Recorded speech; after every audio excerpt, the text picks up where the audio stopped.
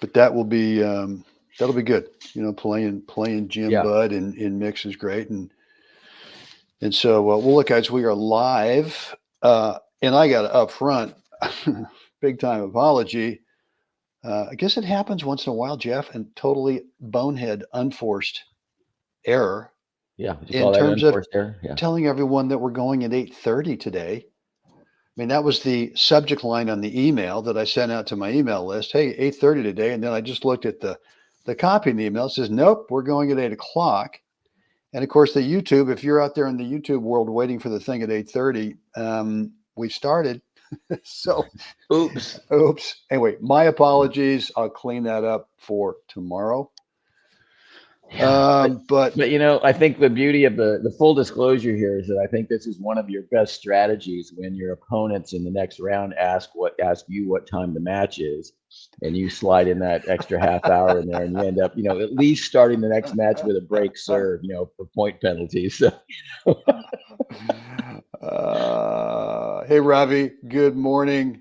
Nice to see you, Robbie. Jeff, you'd love this guy. Well, actually, you and I helped him yeah, a couple of years ago. I remember. Good player. Yeah, he sent us some video, right? Yeah, no, he's a good player, and Yeah. he's really in the mix now in terms of doing some not only some mindset training but also some other stuff as well. And Cool. he actually had an hour, I think, or maybe it was more than that, but he spent a few weeks ago on the court with Roscoe Tanner, and Nice. with a lesson with him, and just haven't checked in with Robbie yet about what were the one or two things that he. But I think, well, maybe I did, and I think the big message was just put it up there and hit the crap out of it. So, all right, that can work. Anyway, but you're right with telling your opponents, hey, why don't you guys show up? Yeah, I mean, we're playing tomorrow at 9. Oops, you're late. You're 8:30. down. Hey, Mike Rogers, what's Mikey. going on there? Is everyone in Northern California rained out so far today, or is it going to be a day to get Yeah, out no, in the court? there's nothing happening today. It's going to rain all day. God dang.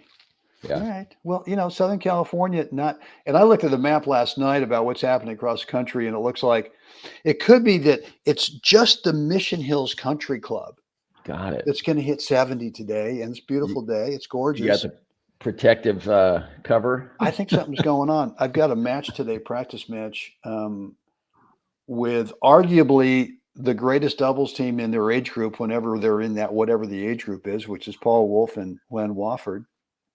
And on the grass at 12:30, and then my partner is the great Ricky Meyer. Nice. So, Oh, that's right. You guys are playing, so you get a little practice set in, right? so I'm playing down a couple age groups in the Wilson, and I'm just going to let Ricky just kind of like throw that large. Right. What was happening to the Pacific Coast shoreline? I don't know, a couple of weeks ago with those, unusually. He's going to crash the serve. Is that what you're saying? Well, he's got the Maverick type of serve, right? That what 35-foot waves coming in. Yeah. And so does that mean you're going to be cheating the service box a little bit toward the center of the court? I think so. I think so. I'll be looking. I mean, poaching won't be a necessary thing. Yeah. But let's see. Deuce side, Ricky, hit it to the tee. Right. And let me just sneak over a little bit. Yeah. Right. Or just hit it wherever you want. All right, guys, we're getting filled up here again. My apologies. I screwed up on the email, and I screwed up on scheduling this. I said 8:30. I know the email copy said 8 o'clock, so I'm glad you guys are here. Anyway, I'll get it cleaned up for tomorrow. So look, Jeff, we're gonna look at a couple points from the 2022 husband-wife finals of the hard courts in Claremont, California. And we got 2 points here. And really, the hypey little title here is a great mixed doubles partner does this. And there's 2 things I want to, it's more than one thing. But the first thing is that, look, I've just missed my first serve, and I'm serving out to the ad court. And, if you're the server's partner, especially on a second serve, you have a big time responsibility to help out the quality of that second serve by showing some kind of, within the rules of the game, some kind of visual distraction. Yeah. And I'm going to play it real time and just let you focus on her. And there it is. I mean, the return bounces up to the net. I think it's a bouncer, maybe not. But look, I mean, it's one thing to have a decent bouncer that gets up a little bit, right? This is, maybe a hair below shoulder high. Yeah. But when you take them out wide with a little high bouncer, and then there's some real visual distraction Yeah. out there in the landscape, this is often the result, which is, a bouncer into the net. Yeah. It's hard to split the visual and get one eye on the ball and one eye on the net person, and Exactly. read the ball clean into your racket. Yeah. And I know that right here, I'm telling her, you are mean. That was nasty. Great move. It was great. I got to say that your kicker out wide though was great. Look where he's standing. He's out there on the edge of the doubles alley, which really changes the geometry for everything. Yeah. And it Mai does a great job on a good the move when you fake, you've got to be kind of violent about it to make sure they notice you. And then she scoots right back, Well, she's inviting. Yeah, she's saying, the bring it. Come on. possibility of, hey, I might be poaching. Yeah, because right in front of her, you could park an RV right now. There's nothing there, right? Yeah. I mean, Yeah. So, I love it. Yeah. Yeah. So look, my idea of the fake poach, which is, and we played enough doubles that when I'm the server's partner, Yeah. I'm either fake poaching or I'm poaching, or I'm fake poaching really early so that when I come back, the returner sees, oh, this is a fake, he's coming back, and right about here I go. Yeah. So it's like the fake early and then you go. So it's never just a stand there and just kind of hope that, well, Yeah. I got my alley covered. So here's something else I'm noticing, right? And Yeah. this is on the opponent's side. So his partner, right? She's standing there in the middle of the service box, Yeah, right. Which is fine. I tend to cheat the center on the return of serve. If my partner's returning, I tend to cheat the center of the court because the rule of thumb is for her, Mai is the first possible person who's going to touch the ball. Yeah. So right. She should be square to Mai and a little bit tighter. So if she's watching your ball hit, right now she should actually be squeezing the center of the court.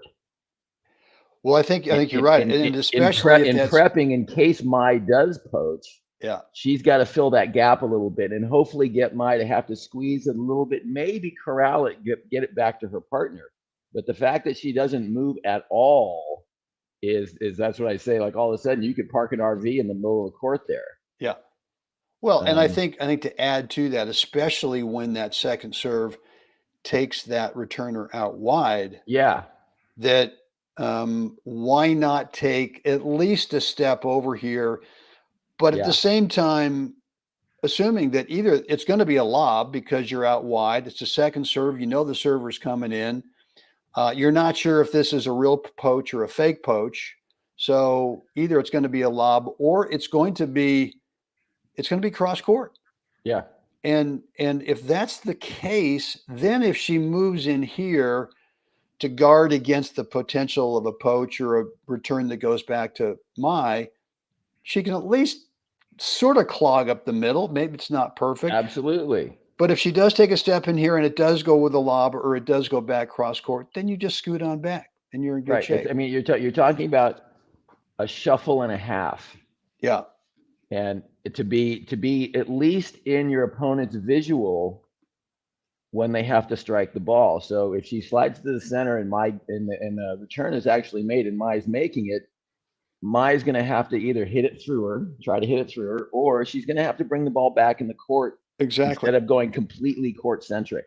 That's right. Right. Yeah. If he gets the ball past Mai, she has plenty of time by the time you make contact to make that extra shuffle and a half back in front of you. That's right. And this is where I think a lot of players miss is that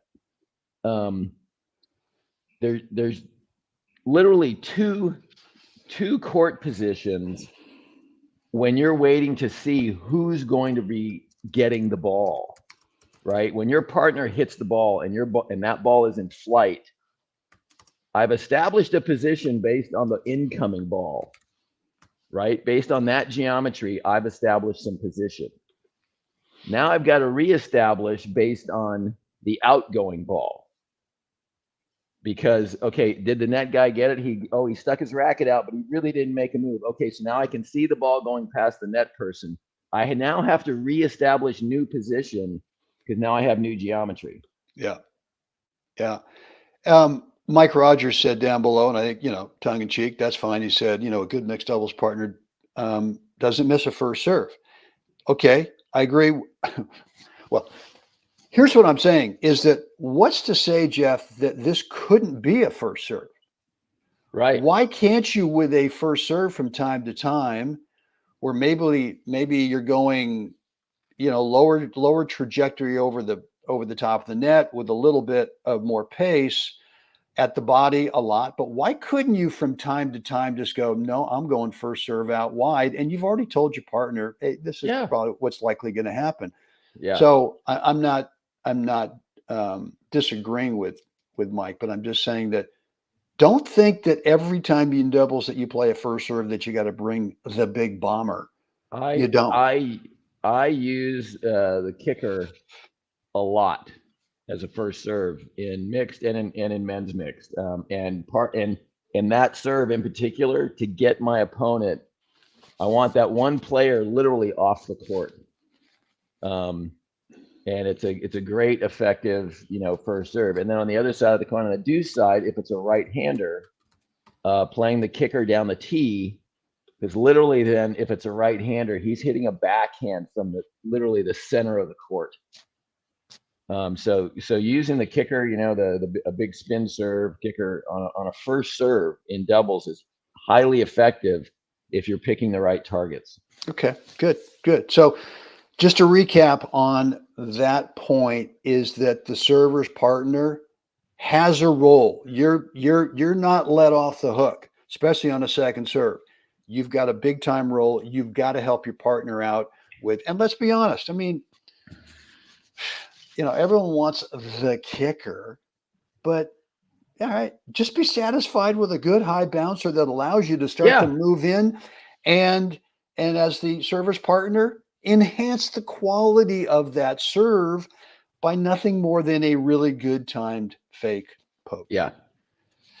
All right. Yeah, and hitting the big, hitting an actual kicker, that takes some work to actually be able to make the ball do that. But if you can just, like you said, hit a kind of a little bit of a high roller, off the serve, but the most important is, have you been working on hitting your target?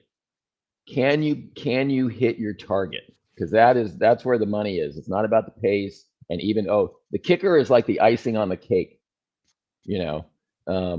If you can hit your target, though, that's how you're setting up the new geometry to have your first volley or your partner being able to see just, but man, there's a huge hole right there.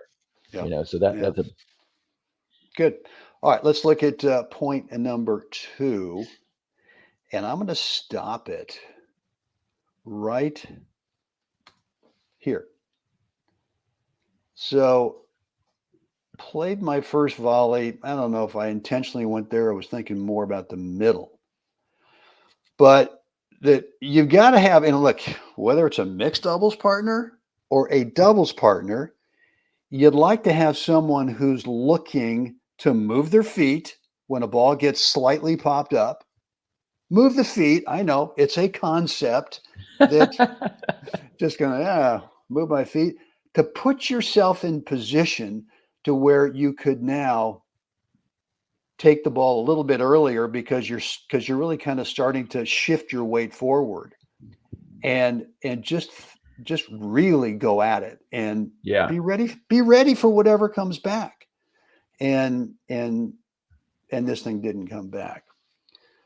So I'm gonna take it through real time. Jeff, you can kind of pick it apart and tell us what you think.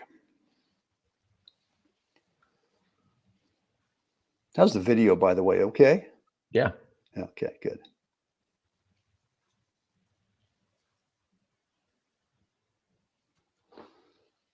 Yeah. I think again, starting with your return setup, I always like to make this comment, and everybody can see that you are square to the server, not to the court. That's right. So that's constant. As the ball moves around the court, you should always be squaring to the ball, not the court. The court, once the serve goes into the box, the court is simply the boundary, right? It's not what you're lining up to. You're just taking that outside boundary now and divvying it up from different spots of geometry, but it's not something that you square to, because that's not what's happening inside the boundary of the lines. So hopefully that makes kind of sense there. No, it does. Totally. So like this, like go ahead and play. So Real I like time, this. slow-mo, what do you like? You make a great chip return. You get it down, right? Sort of. Down there, he's coming in. Low But enough. look where he's at, though. He's behind the service line. That's so right. Maya is in no danger of getting tagged. No. Because he's so far away. She's on the service line. The other thing is, like, watch Maya. So she faced him. Go ahead and back up a little bit. So this is what I'm talking about in squaring to who has the ball. So right there, he's got the ball. She's square to him. She sees immediately that she's not going to get it. Now she squares to the cross court immediately, which puts her in that position to, like, she's right there, right? So you'll never, like, if the guy there, when he hits that volley back to you, Mai doesn't stay square to him. She squares to the court now, back to the first person who might get the first ball, which is the gal, right? Well, she's already. I see a lot of players though will stay square to the front of the court. Yeah. Does that make sense? Yeah. That's right. Well, no, so you're right, because his partner is the first line of defense, and yeah, there she is she makes a nice little move right there. She was a little faker, right? Yeah. But and here's the thing. I mean, I think in my mind, I sort of figured out, okay, she fakes, but she never goes. Mm-hmm. So to get back to the first point, that great, you got to show a fake poach, but once in a while, you actually have to prove. Yeah, I mean, you got to go. You got to poach. You got to move, because you can have the greatest fake poach of all time, but if that's all you ever do, then the returner just knows, okay, all right, whatever. You'll be there. You're not moving. So look, you're right. This ball does get slightly down to the server, but and look, if I was returning serve back here, he would have been a solid step closer. Right. Yeah. Because the flight time on the ball is an extra almost 10 feet. Yeah. The 5 feet, to you, and then the 5 feet back where you're making contact right now. Right. And I think that's an important kind of concept for people to understand. Yeah. That when you, if you take a ball 5 feet earlier, theoretically, you've taken 10 feet of flight time off the ball. Time is the word there. And so that time is what happens. So now, when you start eliminating flight time off the ball, we don't have to escalate pace. You've already handled the time steal, so you can stay within your framework. You can stay within your comfort and hit a ball, a standard rally ball, a good pace that you feel you can control, without having to escalate the risk of pace over control. Time steal, Jeffrey. Yeah, that's like magic words right there. It's magic, and listen, and it's also when you physically take a ball earlier, and again, I'm not talking about hitting on the rise and all the other buzzwords, right? Right. Just simply when you physically move up into the court, when it's appropriate, when you can handle it, and you can take the ball earlier, right? And you're not overhitting the ball, you're still hitting the ball at your controlled pace. It can be a little bit of a mystery to your opponents because they don't feel like the incoming ball is coming any faster than it normally does, but it's on them a little quicker. And so it can be a little tougher for the opponents to read exactly what's going on when they feel like they're being rushed, but the ball doesn't seem any faster. It can be a little tougher. It's easier to see when a guy's just, pasting a ball and, oh, the guy just shifted gears and he's going big now, right? But this is a little more subtle, and it's a really great weapon. Mike Rogers asked from the first clip, did Mai know where you were serving in type, or was she reacting to whatever you served? And so typically she knows that in the ad court on a second serve, most of the time I'm going to go out wide. And if I decide I'm going somewhere else with a second serve, I'll let her know. So, and we've played enough. I mean, you have a regular doubles partner and you just know what their instincts are. And but and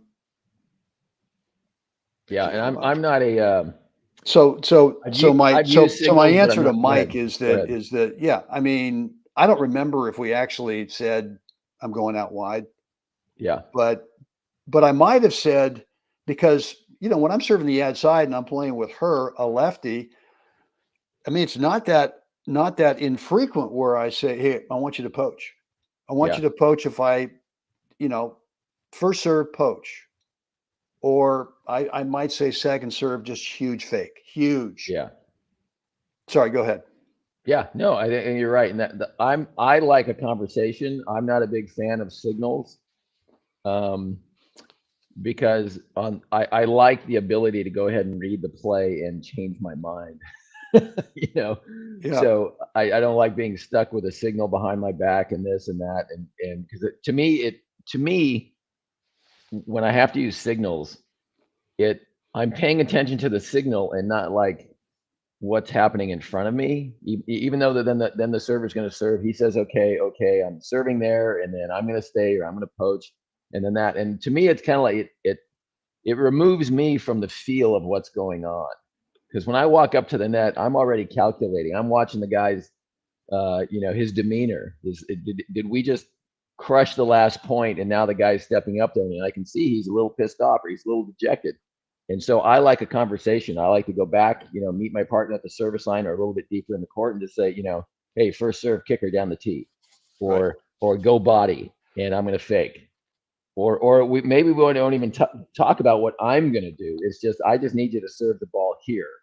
Well, and lots of times in really crucial moments, if it gets close, if I'm the server's partner and she comes up or he comes up and says, well, what should we do? And I just go, well, what do you feel right now is your best serve? Yeah. I mean, I'll go there. Like if the match is starting to get tight, I'll go there. I'll use that phrase a lot and say, what do you feel like? What do you feel good about right now? Yeah, right. And it could be different than what's normal. I mean, on a normal day, it could be that there's one thing, but for whatever reason, right now you're feeling different. So you already answered this, Jeff, about from Mark, returner's partner is completely ball watching. I'm assuming it's on this first point here. Is it one thing to peek and see what is going on with the return? If my poaches, she will not even see it coming. So I'm not, well, anyway, look, if I'm the returner's partner, I really don't believe that you should never, ever look back at your partner. I've just never really bought into that thing. Oh man, you should always be getting information what's happening with your partner's return by watching across diagonally at the server's partner. And so I do take a peek sometimes, and especially against a team that rarely poaches. And let's be honest, at the 3-5, 4-0, even at the 4-5 level, the frequency of poaching is so infrequent that why wouldn't I want to get information first of all, since that service partner is most likely not going to poach. I won't get any information by watching them. You're darn right. I'm going to sneak a peek at my partner. Yeah. I'm going to see what they're doing. I'm going to see how they're handling this serve. And that gives me information instantly as to what Yeah. I should be doing next. Yeah. And so and that does change. I mean, sometimes you play against a team where either both of those guys or one of them is a super active poacher. Yeah. Okay. Then in that case, all that I'm looking for is, are they taking off? And if they're taking off, I'm assuming it's coming to me. That's okay. I'll just And then you've got to filter that information too. Okay, he's really active. He likes to poach. What's the quality of what he's doing? Because there are some times where the guy's being really active and everything, but he really doesn't stick the ball. And so I'm going to stand there and go ahead, come on. I'm willing to go ahead and go toe to toe with my reflexes and my volley because I know I have a pretty high standard of volley. So sometimes I'll go ahead and I'll just tell my partner. Then I go, don't worry about the guy. He's not putting enough meat on the ball to hurt me. So go ahead and you just go ahead and take your cut, and I'll handle whatever comes because this guy is not putting any meat on the ball. So there is that filter too. It's like it's not an automatic. I'm gonna. Oh, this guy's just so active. We better bow to his activity, right? It's like, not yet.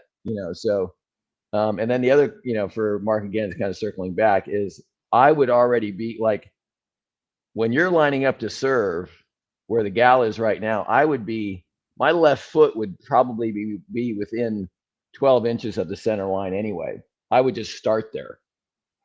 Because I like to present a position that the net guy knows, and I want them already having to think before anything even gets going. And because there's really no reason to start there. On if you're serving, I'm where the gal is. There's okay, I'm already going to be looking for the court-centric ball. So anyway. Well, look, I think the original title was mixed doubles. At least it had that term in there, and I just think that you can do so much more, whether you are, and I don't mean this any way other than it's going to come out totally wrong. So, but the women need to do more work to help out without them ever touching the ball. Yes. A weaker partner, if you're playing, men's doubles, you're playing women's doubles. Or even if you're playing mixed doubles where the guy is actually weaker. And I see that we see that frequently in the husband-wife, where the woman's so much better. Yeah. But whatever it is, if there's so much value for movement, there's so much value for court position, like you said right there. If you're the returner's partner, start closer to the tee. Present a different visual for that server, and no sweat. As soon as it leaves the racket, you can scoot back over. But do more fake poaching. Once in a while, go. And I just think there's so many more things that doubles partners can do, whether you're the server's partner or whether you're the returner's partner, where you're not the initial hitter of the ball. Right. And so, guys, look, any more questions? We've hit, what do we hit here? We're almost at half an hour. And then just to finish up, Mai's aggressive footwork is really the key on the finish there. It's just, she's obviously like this whole thing. She on the other point where you're serving, Brenny, that point. Yeah. You can see if you take Maya's actively pursuing visually, you can see she's tracking the ball. She's involved in it, and she's, her timing is there because she's tracking the ball and being, she's hunting. Yeah, exactly. That's a great term for it.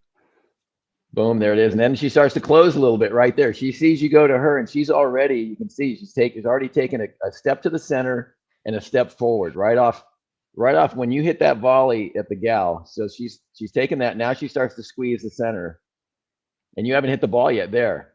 Well, right? She knows already.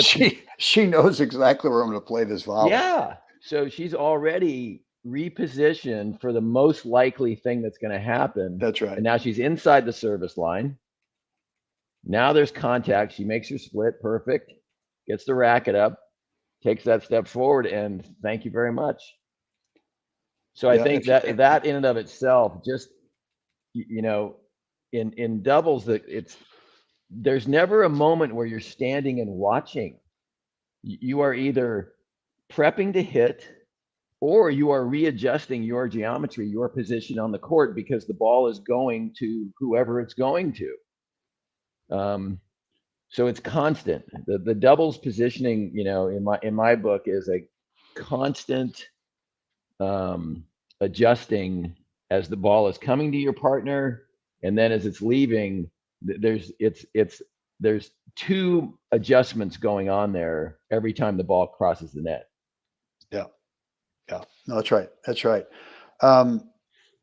So Robbie's asking, what do you try to visualize to get height on the serve for the kicker? Excuse me.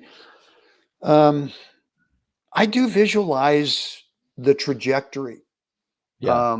And I do visualize what's the height over the top of the net. I want this high bouncer / semi 75-year-old kicker to get up, right? So I mean, it is a great serve you hit too. I mean, well, but it's not that tough. You know that this is not a tough serve to hit. I mean, all that you're really trying to do is move the guy. I mean, I'm not thinking of such a. I think players think of a kicker, Jeff, as something that bounces and just sharply goes to the right or sharply goes to the left, where it's almost impossible for that returner to read what's the timing of that thing going to be. And to me, the value is much more in terms of just simply trying to move that guy out of the court. And so my visual here is, and I really try to hit this thing home, is right now my mind's eye. In fact, I'm going to take this back a little bit. When I set up here, I know I'm going bouncer, and I know I want it to travel over a certain part of the net. Right. And so I'm not looking through the net. I'm not looking at that spot over there where I want it to bounce. I'm looking at the net. I'm looking for a crease.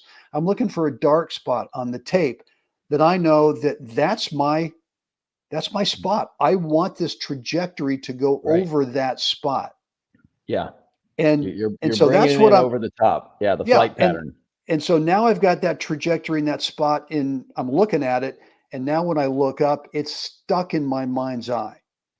Yeah. That's where I want it to go. And now it's just execution with a relaxed grip and letting the right shoulder initiate the up part and just let it go. Really, just let it go. Talk about really picture perfect, Brenny. That's a beautiful execution of the kick there. I mean, really well done. Checks in the mail, Jeff. Thank you. Yeah, I mean it is. So for me, I tend to and it's just, again, we all train differently in the arc of our tennis story. When you're working on certain things, and so for me, when I hit the kicker out wide, in my mind's eye, I have a target that is usually about a foot up from the corner of the service box, because I want the ball going out the side door. And so for me, it's just the way I trained was we put tennis ball cans a foot wide off the side service box, but it was a foot up from the corner. And the way we determined it is, if I hit a ball through the corner, that's returnable. If I start to pull the ball up the sideline, now we're getting to unreturnable and ace territory. And it's just something that Sherman and I spent a lot of time on. And so I became very comfortable with going ahead and trying to pull that ball up from the corner, especially with the kicker. And you hit it just absolutely perfect. So basically, where your ball hits, that was like a constant target that we were working on. Well, that looks to me like it's almost halfway between the net I mean, and the service that's line. Gold right there, right? That is gold. So for me, I have that target. I understand the flight pattern in my head that I'm looking for. And then I tend to toss the ball a little bit more to my left. I want that angle of attack to really be able to, and I'm fortunate that I can still actually hit a kicker that will jump out to the from the opponent's standpoint that will arc in and then go back out for a second arc, jump out to the left. Yeah. So the reality for me is that as I've gotten older, I have less flexibility in here, which means that if I get it too far on top of me or too far to the left, I can have great mechanics, swing mechanics, but I just don't get the racket speed. Yeah. So for me, I'd rather keep it a little bit more to my right.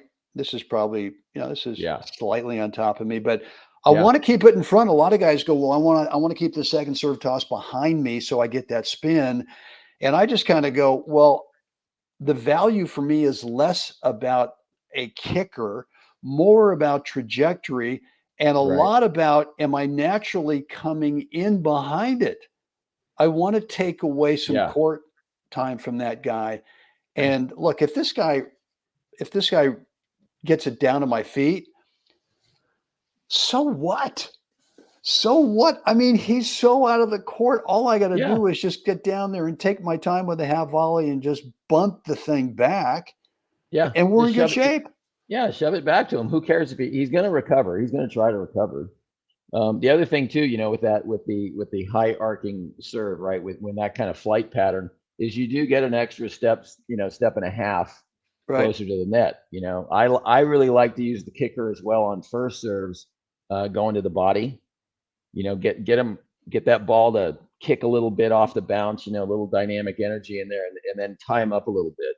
Off the first serve. Yeah, good. Well, what the heck? It's we're just going to keep going here, Jeffrey. It's 8:36 in the morning with all the false advertising I had with we're starting at 8:30. I think until the attendee count starts dropping like a lead balloon. We'll kind of keep rolling here for a little bit, answering questions, guys. If you've got a question or comment, you're more than welcome to load up the what am I saying here? The chat area. The chat. Yes. Feel free to do that. I do have a coaching call here in 23 minutes I've got to get on. So we have to stop at some point. But so Mike Rogers, sorry, I'm sorry, what's that? Yeah, I was just reading what Michael. Australian works to give a different look, especially at the 3-5 level. And that's totally right. I mean, one of the things that I do is more when we're serving to the woman, and this is assuming that the woman's got a pretty good return. The thing we want to do is keep it away from the guy, right? Who's now when she's serving, if the gal goes cross court, now it's looming right there in front of the guy. Yeah. And so we do more than Australian. We do the I formation. Yeah. And that just seems to work better because from the Australian, you can throw in a fake poach, but the reality of you being able to get over and cross is pretty much impossible. So we do the I formation. I just get down, straddle the center service line, and I got to make sure I throw in a big time fake poach to the side that the gal is returning on, and then come back. I don't care if they know I'm not going, but I want to provide that visual distraction. Yeah. And then they typically go up the line. They don't go cross court. They keep it. Keep it in front of mine now with that guy out of the way. So, but I agree with Mike. I mean, the Australian, if you can change the look, if you can change what they have to do with the return, and look, I know guys, okay, all right, but they're a right-handed player, and every time they serve to the ad court, they're going, let's play Australian because I want to get a forehand. Okay. Yeah. All right. Yeah. If that's better for you, if that seems to be winning points, then do it. Right. Yeah. I think sometimes, players kind of, the whole idea is if you're the ones instituting the play, we're going to play the new I formation Australian, is why are you doing it? If the only reason you can come up with is just to give a new look and see if I can get the returner to, do something like get afraid or try and over manipulate, then you're barking up the wrong tree. It's like, let's do this. One, yes, this guy or this gal is really, they seem to be just tuned in and really hitting that short cross court, angle of where that ball is bouncing inside the service box, and they're getting my partner so far off the court. It's like, okay, how do we take that away? Right? How do we take that away and get them to move the ball someplace else? That's all we're looking for. It's not about like, oh, I'm going to poach and I'm going to do this, and it's this grand scheme, and it looks like Einstein's theory of relativity on the whiteboard.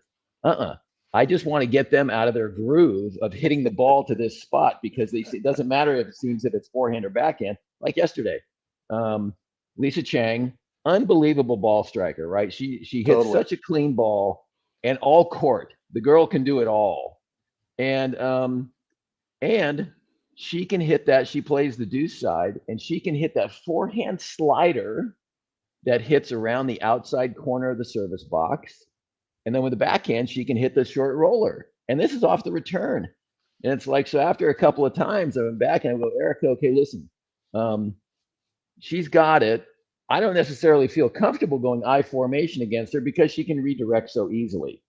And I'd rather not have Erica in the position of hitting a backhand, having to move to her left and go into the ad court to hit a backhand on the return off the returner's ball, off the Lisa's ball. So I went, you know what? I'm going to squeeze a little bit center, but I want you to stand 2 more feet out to your right. Just start serving from a wider position, and then hit that serve, go to the tee, and then take a step in.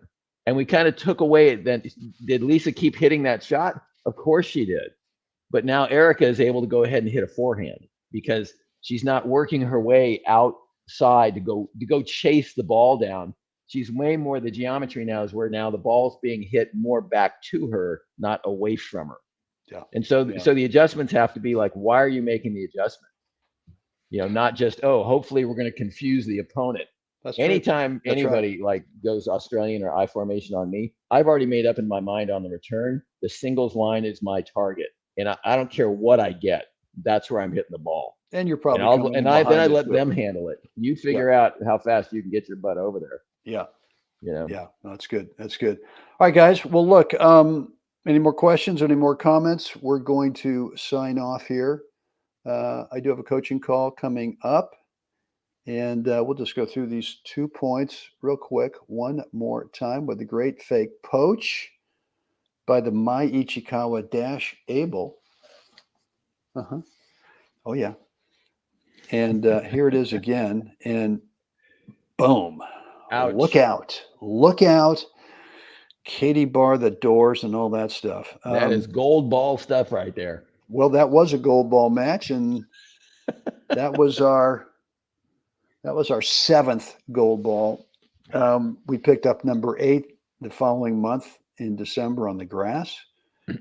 Have you had to reinforce with extra steel struts the mantle at where the fireplace is, because the weight of all the gold balls is starting to stress the Let's mantle just put it this way. There was a 12-month run recently where it was weird. It just started happening. This was the first of the 8. Yeah, for me, that's awesome. This was the first one, and then we won the national grass the next month at Mission Hills against the same team. Oh, this was a close match in the hard courts. It was like 6 and I want to say 6 and 5, and then we got them on the grass. It was more of our service because we're playing on there all the time. For sure. Yeah. And then last year, death by drop shot on the grass. Not in doubles, but in the singles for sure. And then I just got cooking my first year in the 75s last year, and it was weird. It was weird, Jeff. It was just like I got to a point where I don't mean to be. I don't know what the term is, but it just felt real. I just felt like I think in any match I can find a way to get the W today. Yeah. And I really got tested in the semis of the clay courts where the guy I was playing, literally for the first set, he could not miss. I think he must have just gone, well, screw it. I got nothing to lose today. And I'm just going to let it go. And man, he was taking everything. He finally got to set point. I think he was serving at 5-4 Yeah. in the first set. And he takes me out wide. I've got that. I've got that point. I'm going to show it to you at some point. He takes me out wide, kicker into the deuce court. And I just kind of went, I am so screwed because if I'm so far out here, if I play this thing back safely, he's gonna take his handle, he's gonna flip the racket around, take his handle, and bunt the thing in the court. And so I just went firm underspin backhand up the line. And the only moment it was in is when it landed. When it landed. And then he had another set point, and I think he double faulted on that one. And that's discouraging on his side. It's like, oh, really, dude? Yeah. And but my point is that I think we can train ourselves to have such a level of confidence. And I don't think you have to go out there and do the old school thing, which the messaging is, well, how do you get confident? Well, you got to go out and win, and then you'll be confident. And I go, well, but how do I win first if I'm not anyway? So for me, it was just the messaging. I completely changed my messaging at the beginning of the year, and it got to a point, and that match was in September. So I'd already had some good results. Yeah. But I got really tested there, and I just kept telling myself between points, you're finding a way. You're going to find a way. And I even knew, I said, even if I lose this first set. There's a lot of real estate between that and the end of the match. Absolutely. Absolutely. So, well, thank you, Robbie. And I really appreciate this right here, which is, I want to give a plug for your skill level range course, one of the best courses I've ever taken. For those viewers who haven't taken Brent's course, sign up for it. The check's really in the mail now, Robbie. Right. I mean, it's the mindset training stuff, the course I put together, the 5 mindset skills. Anyone can do it. It's not only reserved for just the top guys, or if you've had some success. And whatever your goal is, it's relative. I'm not saying that you have to have a goal where you're going to go out there and win a national USA gold ball title. So it could be something completely different. But we have to change the messaging that we're giving ourselves, and especially where it starts is where you've got a if let's say you're a 3-5, a bona fide 3-5 player, for example. And you're playing other bona fide 3-5 players, and you play this one guy 10 times, and you're 5-5. You win 5, you lose 5. How do you take that to start to go from 50% winning percentage to 60% winning percentage? Right. And the way you do it is not by drilling a ton more. It is not by the way you do it is by the messaging that you give yourself on a daily basis. And when you do that, I guarantee it's going to change that winning percentage. And he mentioned SLR. We talked forever when we were doing gold ball hunting about skill level range. As soon as you start getting a really narrow skill level range, your confidence starts to build. Yep. And when your confidence builds, that's when you start to win. I mean, Novak's at 52%, far and away the number 1 player in the world, far and away, not even close. Right. But he's only winning 52% of the points over the course of the year. Yeah. So, all right, guys. Well, Jeffrey, thanks. This has been a great. Cool. Yeah, it was good. A great. What's the right shot? And look, speaking of messaging, how you handle that 80% of the match, which is spent either on side changes, or I should say mostly between points and on side changes. If you really handle that time correctly, you set yourself up for not only shot choice clarity, how to start the next point, but that really has a residual effect, a carryover effect into the point itself, to where you've got shot choice clarity throughout the point as well. Yeah. All right, dude. Any parting words before we get off? Become a student of the game. Like, Yeah. understand how to play the game.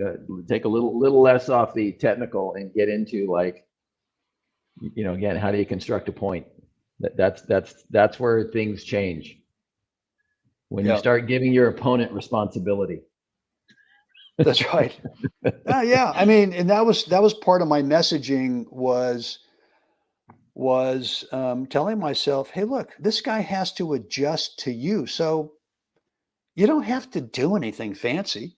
Mm-mm. You just have to go with your unique playbook, whatever that is. And the playbook can be stupidly simple. Doesn't have to be fancy. Absolutely. And That, again, doesn't have so, to be yeah, no, well, that's complex. good. Make them play. Look, guys, if you want to get my 4 parts between points routine, it's free. It is private, about a 20-minute course where I go through and explain exactly step by step what are the 4 parts for you. It's over at webtennis.com. Just go on over there, drop in a first name and email address, and you'll get immediate access to that course. All right, guys, that's it for me today. Jeffrey, as always, thanks for hanging out. Everyone else, thanks for hanging out. My apologies again for the wrong timing, but we'll get that cleared up. Guys, go out there, help someone else have a great day. It was a fake poach. It was total fake. It was total false advertising. No. All right, guys. Jeff, thanks, man. See ya.